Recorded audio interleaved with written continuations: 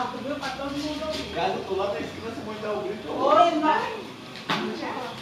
Levai as cargas uns dos outros e assim cumprireis a lei de Cristo. Amém. Amém. Vamos cantar o nosso corinho?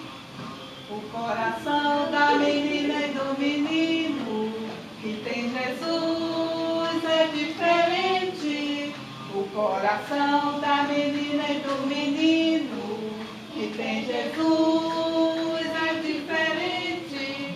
Não é triste, nem aborrecido, nem zangado, mas é feliz e sorridente. Mas é feliz e sorridente. Eles vão falar alguma coisa, eles já aprenderam como ajudar o semelhante, né? Eles escreveram aí, somente do João. Aqui. O João vai explicar, depois a Simone e depois o Bibi. O que João escreveu que ele pode ajudar o semelhante. Ser salvo, ter paz, ser amado e eu deveria também amor, salvação, paz e amor ao seu próximo.